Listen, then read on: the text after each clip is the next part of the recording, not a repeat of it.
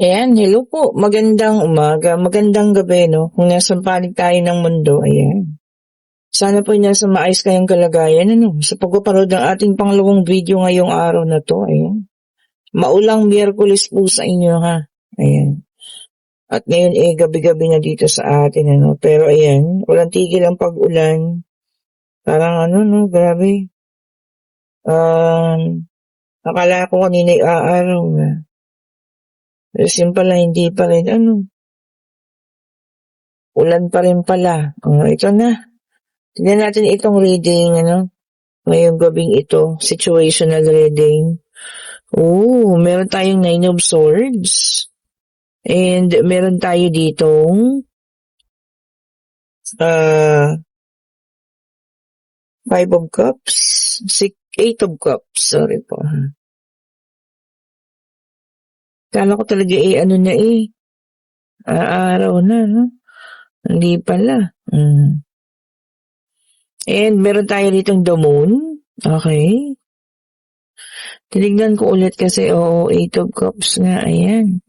And meron tayong the Moon. Okay. Check pa po natin yan.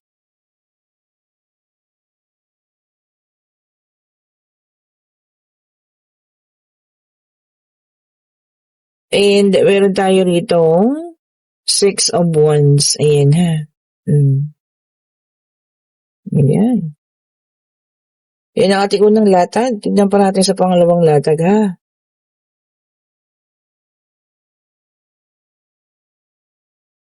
Salamat po sa mga nagpapa early booking para sa ating reading sa Friday. Salamat po sa inyo. And we have here the Eight of Wands. Ayan. At sa lahat po na may gusto ng ating private reading, para sa Friday, ayan, kayo po'y mag-chat na. Ayan ha. Ayan po. Click nyo lang yung link nandiyan sa comment section para ako inyong makausap. And then we have here the Queen of Swords. Ayan po.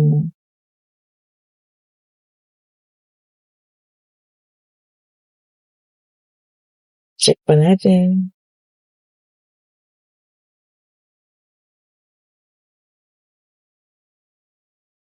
So may gusto lang naman. Ayan. And we have here the Ace of Cups. Okay po.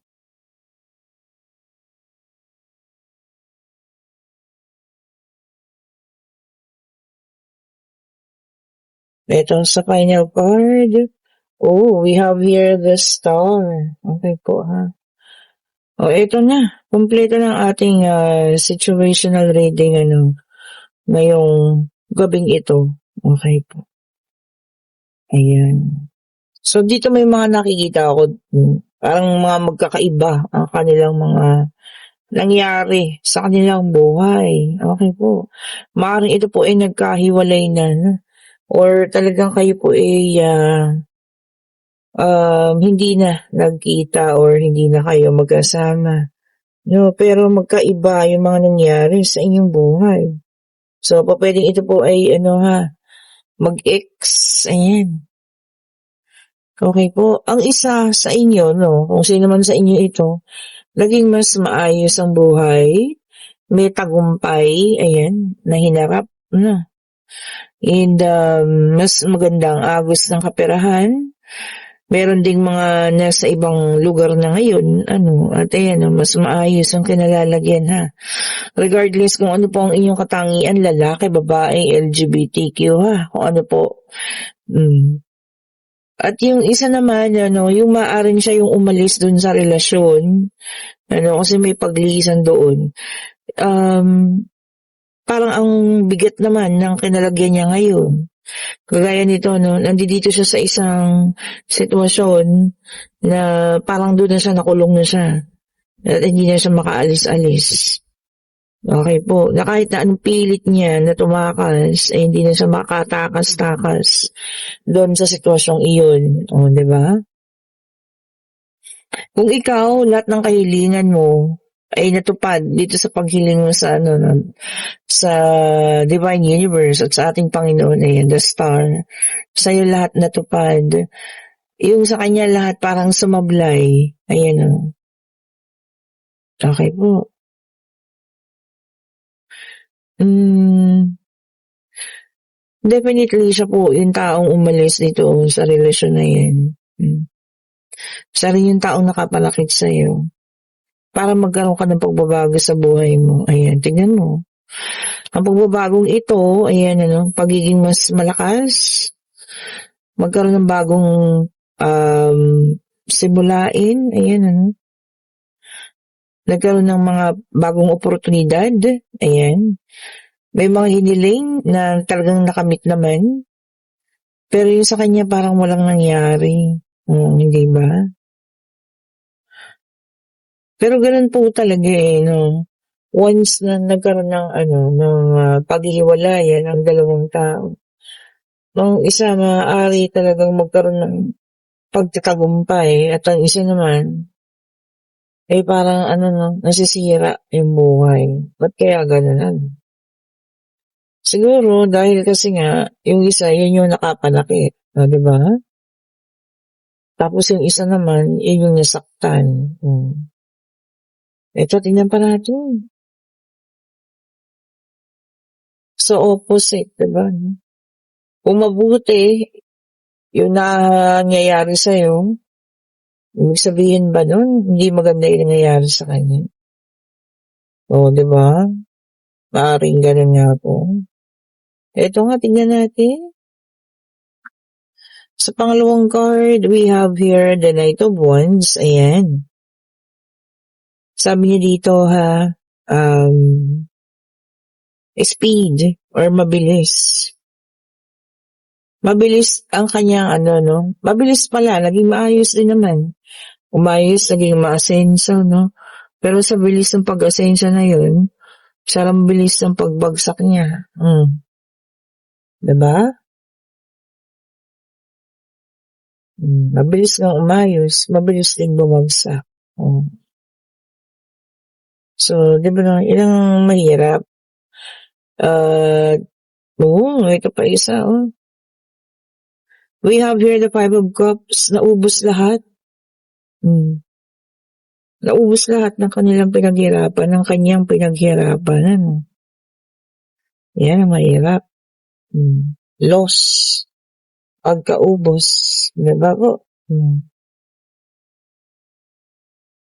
And we also have here the Ace of Wands, ayan. Ikaw naman, you're sabi ko 'no, starting something new. Oh.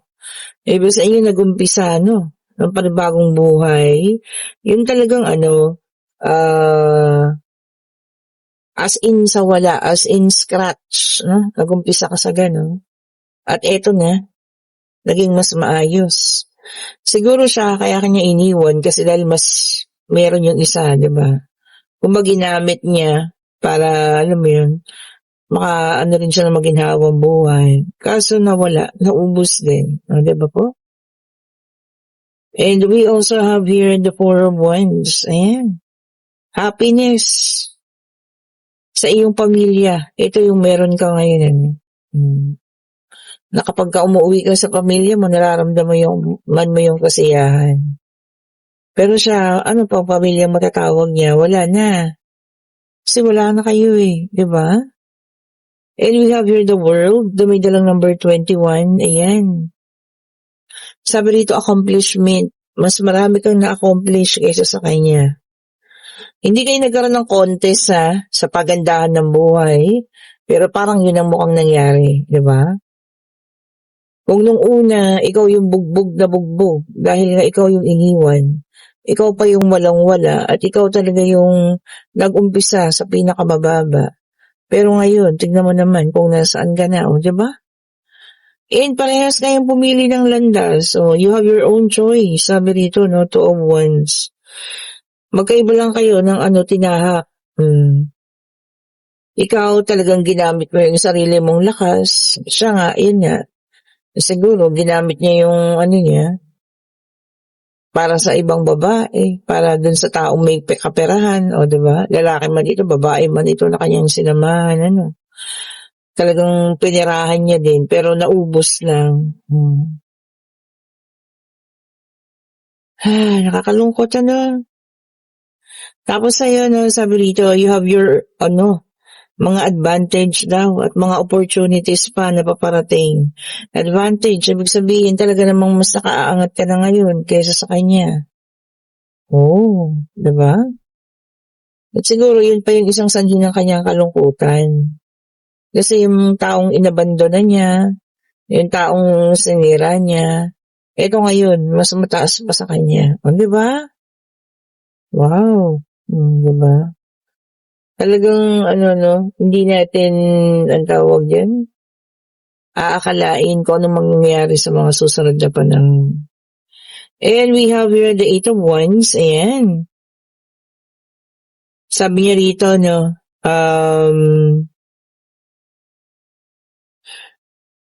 thinking on your feet. Oh, ibig sabihin lahat pinag-isipan.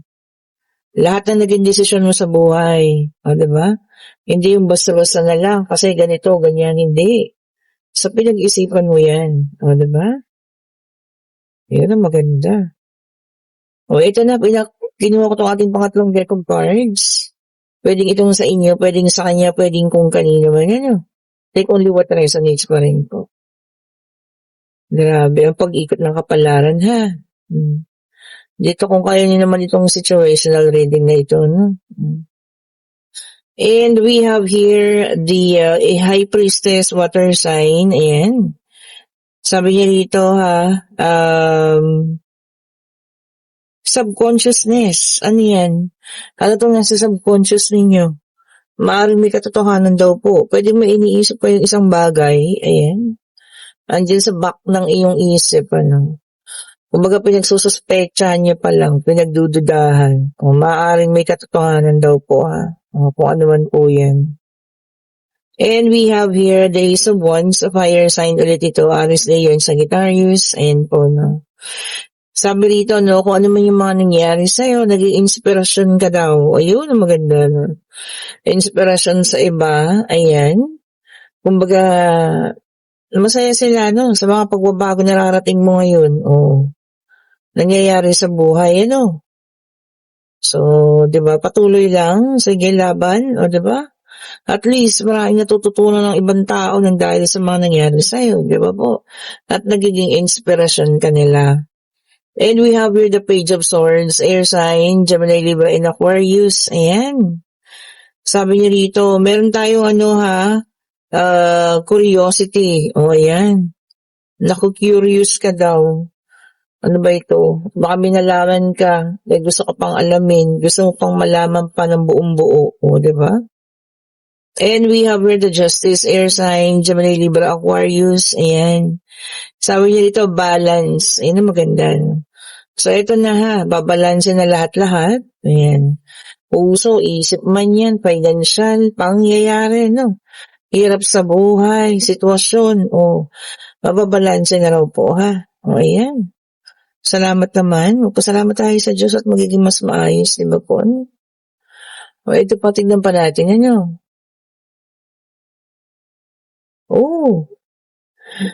Sumasama lahat yun, Ito lang, yung dalawang nakabaliktad. Ayan, nauna na sila. And meron tayo rito Nine of Cups, water sign, in reverse. Ayan po, Sabi niya rito, indulgence or katakawan yan, di ba? Kung ano man ito, na sobra kayo nahihilig. Di ba? Pagkain man yan, material man yan, diba? Alam niyo, sabi ko sa inyo, lahat ng sobra ay hindi maganda sa katawan man, sa kapirahan. Kasi pag sobra yung paggasta, paano sa susunod, diba? Then we also have here the Nine of Swords, air sign, ulit, na naka-reverse na. Ayan, wala na daw pong masasakit pa. Kumbaga kung ano man yung nararamdaman mo ngayon, todo na yan. Wala nang dadagdag pa. Diba? Tama naman na po. Diba naman? Kung ano man yung nararamdaman, yung pain, ayan, or grief, o ano man, Tama nga. Ang ganito na lang sana, diba? And we have here the King of Cups, water sign, ayan, tolerance. Meron ka raw ito tolerate. Ayan na. Ayan, meron kang, tawag dito, maaaring papayuhan, ayan, pagsasabihan, ano, puwedeng kapatid, ayan, puwedeng anak, ito-tolerate mo daw, 'Yan ang ano, 'di ba, dapat din kasi para lumaking mas maayos ang ating mga kabataan sa ngayon, ano. Kaya lang kasi ngayon kapagka nagalit ka, naku, 'yun ang mahirap, eh. Alam niyo 'yun, yung iba dinidibdib mabuti, hindi kagaya ng mga kabataan nung araw, 'di ba? Matitibay ang loob. And we have here the Sun, fire sign, Aries, Leo and Sagittarius, ano. Sabi niya dito, pure happiness, 'yun ang masarap, 'di ba? Kahit naman saktuhan lang ang ating kaperahan, pero masaya naman ang tahanan natin. 'Yun ang maganda, 'di ba? Pure happiness, sabi niyan. Eto na, kayo po yung magtanong na pag-ibig, pangyayari, financial, kung ano man ang gusto niyong malaman, ano. Divine Universe, ano pong isasagot mo sa kanilang katanungan po? Ayan. Isa lang po, ha? Isang sagot lamang. Eto na, ang bilis, oh. And yes po ang sagot. And this is the Nine of Pentacles. Ayan po. Yung iba sa inyo, makakatanggap ng ano ha, kaperahan ayon galing sa hard work. O, pinagpaguro naman daw pala yan. O, pwedeng insentibo. O, yan. Pwedeng hati mo sa pagkapanalo niya. Mga ganyan ha. Basta ito raw po ay pinagpaguran ninyo. O, yan na yung kabayaran. Dapat naman. 'Di ba, lahat ng ating kapaguran dapat merong ano, lalo na kung sa trabaho 'yan, 'di ba? Merong kapalit dahil nga pinaghirapan, 'di ba po? And kung kayo nasa situational reading, ano, nababalitaan mo yung mga nangyayari sa kanya na hindi maganda sa ngayon, siguro wala ka naman ng magagawa dahil dito wala naman tayong nakitang paglapit niya, eh. 'Di ba? Pagsisisi meron, gano'n, ano. At panghihinayang, pero yung lalapit po sa'yo siguro wala naman, ano, meron tayong tinatawag na maaawa, ano, pero alam mo yun, patuloy ka na lang sa iyong sarili ng buhay. Kumbaga sabi ko nga magkaiba na kayo, eh. Yun ang nangyari sa kanya, yun ang pinili niya. Sabi ko nga 'di ba meron kayong choice, dalawa na pinili at ikaw yung pinili mo yung sarili mo at yung buhay mo ngayon. Siya, yun ang pinili niya na nawala rin, 'di ba? Okey po, na hindi rin naman nagtagal. Gano'n talaga ang nakuha sa ano, kalokohan, ika nga nila 'no, madaling mawala 'yan, Ang kayamanan na nakuha sa pangloloko, panggaganyan, ano. Pero ikaw nagsikap ka at 'yun ang talagang tinodo mo doon, eh, alam mo 'yun, marunong kang panghawakan yung kung ano man yung magiging meron ka. Okey po. And kung nagugustuhan yung ating reading, pa-like, pa-share, pa-subscribe, and hit the notification bell, para lagi kayong updated sa mga bagong videos na nare-release natin. And sa lahat ng may gusto ng private reading po ha, para sa Friday, mag-chat na kayo. Sa lahat ng may gusto ng bracelet, click lang yung link. Nandiyan na po sa comment section. Thank you po so much po sa lahat. Mag-ingat po kayo sa mga papauwi pa lang, mga papasok, sa may mga trabaho pa. No? Have a great evening po sa lahat ha. Bye-bye po sa inyo.